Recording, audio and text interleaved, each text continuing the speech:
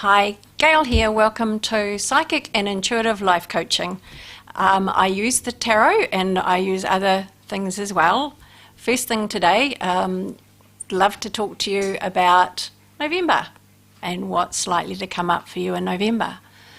First and foremost, this is a month where you might feel a little bit turbocharged to get something done, to do something for yourself, to just get started on something new.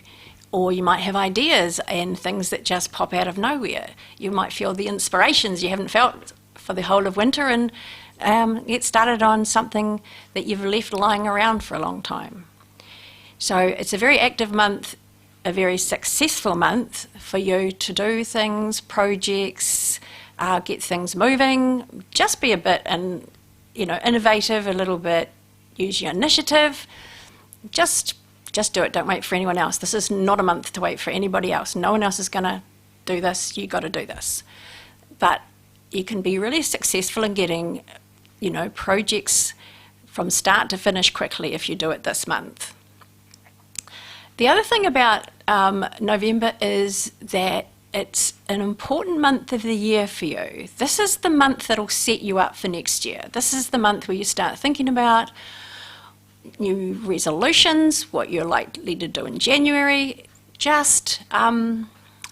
just formulating them. But whatever you take action on, and that's the key, that will have results, if you carry it on, of course. So, other than that for November, it's getting ready for Christmas as well. So, I think you've got enough to do. Now, we talked about October last month, and we talked about it being quite a lucky month. Now, it just so happens we have had the biggest lottery that I can remember anyway in the month of October. So this just signifies to you how much your life can change from October. And in November, this is where you get started, okay? Cool. I will draw a card for November, just so that you have some kind of reference point. Now, this is understand everybody, but we'll just have a look, okay? Right, so when I do this, when I pick a card, I use my left hand, and it's very scientific. It's everything, by the way, that I do is proven scientifically now. There's no mystery. It's all energy, and we have a big brain, and we use that much. So this is part of the other part. I use my left hand because it links with this side of the brain, which doesn't tell me about the shopping list of everything I've got to do. It says, what else? So the what else is things that deep down inside, you actually know them, you just don't know you know them. So I'm going to look at November for all of you and just see what the trend or the theme for November is for you, okay? So here we go. Okie doke. Okay, that's fun. Let me take another one as well. I'm going to do two. Maybe I'll do three. I'll do three. I won't look at that one. Another one for November. And this is coming to the end of 2019, so it's actually quite important. Right. Now, the first card is that November you might be feeling a little bit stuck. You might be a bit fed up with all of the things you've got to do and that you are expected to do. And with what I said before, it's kind of like a launching pad. If you're feeling stuck, get started. Do something else, okay? Look at things that are actually helping you in your life, or things that you're perhaps doing and repeating, like maybe drinking too much coffee, that's kind of not working for you as well, because this is a good time to kind of do something different. Cool. October was the month of change, remember? This month is to get started. It's actually a creative month. You might feel a little more creative, closer to nature. Well, we've got spring, so gardening, anything like walking in the park with trees, that will actually help to inspire you. It will help you to feel fulfilled and a little bit whole again. It'll feed your soul, if you like. That's a good way to look at it. And so if you do happen to feel just, like doing something a little different, a little bit creative, go for it. In any way, even if you don't think you're creative, just go try something. Brand new. Perfect time to do it. The other thing about November is manage your life. Get a hold on, routine versus inspiration, creativity, your life. Take charge of your life the way you want to live your life. Look at your life and just decide, is this working? We've got to do that a lot, actually. So that comes up quite a bit. But this one is take action. Put it into something practical. Do something about it. Don't just sit there. Okay, so that's an overall general theme for November this year, 2019. And most importantly, take care of yourself. Take care of your health, take care of your well-being, take care of your balance in life, balance work versus fun. Make sure it's working for you. I was going to talk a little bit about the psychic intuitive. If you are in a place where you want to know that your decision is right and you've got arguments going on in your brain, because that's what it does on this side, then just a little tip. And one, you are an intuitive being. You're not just a practical one. You are intuitive. You have senses that can pick up on vibes. We all know those. Senses that pick up on smell and taste. And think about that even. Do you know what I mean? It's like, where do they come from? Yes, they're part of our anatomy and part of our interaction with the environment, but so is our intuition. And our intuition is a collection of information and knowledge, not just from this lifetime or this experience you're facing, but from all of your family, all the way through, way back in your DNA, your ancestry, your history.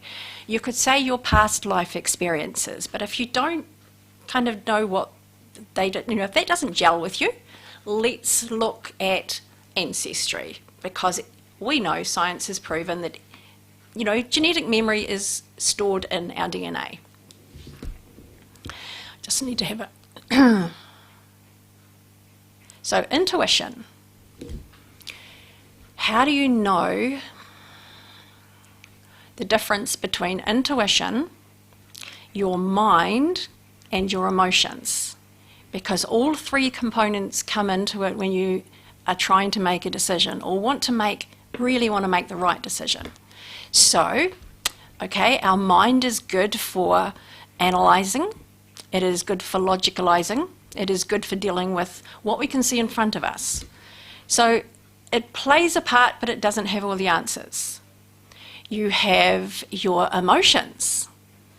Your emotions, though, and I will tell you this, are like clouds. They're like clouds, so you can't see and decide what you need to do. So if you think of them that way, that helps put them in their, in a place. Then you've got your intuition. I always say to people, think of your intuition as like a little person sitting right there in your tummy. And your intuition is going, hang on, don't do that, don't do that, do not do that. And you'll go, I want to do that. And you do it and you go, shouldn't have done that. It's because you shouldn't have done that. It's because this little feeling sense that's carried through from your whole ancestry line of knowledge and information is saying that's the wrong move. It's not going to work for you this time. And we have free will, so we are allowed to argue that. We're allowed to do what we like, and believe me, much practice over the years and many mistakes, and choose not to do that anymore. Your intuition, and how to know it is your intuition, or how to know whether it's your mind getting in the way or your emotions getting away. The simplest and easy way to do it is just pretend you're talking to someone in your stomach and you turn your focus into yourself and you check in with the feeling, because intuition is a feeling. It is 100% correct every single time, and I mean every single time. Your intuition is only screwed up by your emotions and your thinking. If you're thinking, which your brain is madly doing when you have these intuitive feelings, then you're going to get confused and you'll get to a point where you just don't know. And so you can't decide. So easy way to decide is leave it, forget it, go away, walk away, do something else, go focus on some other project. And then check in later when you're calm, when there's no kind of emotion or attachment to whatever it is that you're trying to decide. You know how we get over it? That's really good. That's a good place to be, because then you will act on your intuitive side, which is the informative side, which is the side that never, ever puts you wrong, remember. So, being calm, you know, they could say empty your mind. That's good. If you can't empty your mind because your brain goes blah, blah, blah all the time, like mine, then you just let those thoughts go blah, blah, blah. But you focus and concentrate and be interested, like you're really, really listening, like you're really, really wanting to know, what's my answer? What's my direction? And when you do that, you'll get a feeling, a sense, a something. It might not be, wow, yippee, I know. It might just be, yeah, gotta do this. You know, gotta do it, or feels right. It just feels the right thing to do. Oh my God, what am I going to do? Because everything else doesn't look like it's stacking up. It doesn't look like it's possible. This is what I need to do. So November is a perfect month to follow these intuitions and these instincts. Another thing to understand too is your emotions are not a good decision maker process for you, simply because your emotions are triggered and react to exactly what somebody said, somebody did, what's happening around you. What you know about something can trigger emotions as well. So they're not really a good gauge. Now today we do what we do with everything. We mix things up. So people say feelings when they mean emotions. People say emotions when they mean feelings. Feelings are the bottom of the pond that is still and quiet. Emotions are the surface of the water where the leaves drop, the wind blows it, twigs drop, and it gets all rippled. So that's the difference between emotions that are surface and feelings which are deep and true. Cool. And on that note, we will leave it for today. So thank you for joining.